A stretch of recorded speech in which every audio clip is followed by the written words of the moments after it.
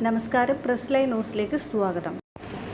തമിഴ്നാട് ശ്രീലങ്ക കപ്പൽ സർവീസ് പുനരാരംഭിക്കാൻ തീരുമാനം. തമിഴ്നാട്ടിലെ നാഗപട്ടണത്തിനും വടക്കൻ ശ്രീലങ്കൻ തലസ്ഥാനമായ ജാഫ്നയ്ക്കടുത്ത കാങ്കേശൻ തുറയ്ക്കുമിടയിലുള്ള യാത്രാക്കപ്പൽ സർവീസാണ് മെയ് 13 പുനരാരംഭിക്കുക.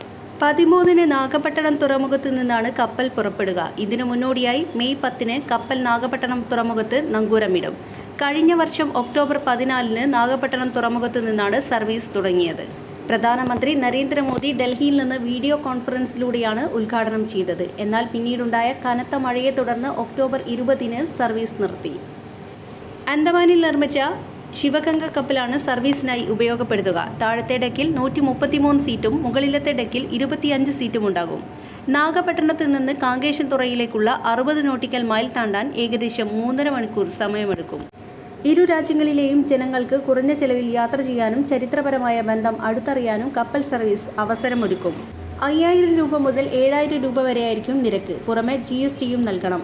ശ്രീലങ്കയിലേക്ക് യാത്ര ചെയ്യാൻ പാസ്പോർട്ട് മാത്രം മതിയാകും. നാഗപട്ടണം തുറമുഖത്തെ പാസഞ്ചർ ടെർമിനലിൽ ടിക്കറ്റ് ബുക്ക് ചെയ്യാൻ സൗകര്യമുണ്ട്. 1982 ശ്രീലങ്കയിലുണ്ടായ ആഭ്യന്തര യുദ്ധത്തെ തുടർന്നാണ് രാമേശ്വരത്തിനും വടക്കൻ ശ്രീലങ്കയിലെ തലൈമന്നാറിനും ഇടയിലുള്ള കപ്പൽ സർവീസ് നിർത്തിവെച്ചത്. പിന്നീട് രണ്ടാം UPA സർക്കാർ തൂത്തുക്കുടി കൊളംബോ കപ്പൽ സർവീസ് ആരംഭിച്ചെങ്കിലും 5 മാസത്തിനകം നിർത്തുകയായിരുന്നു.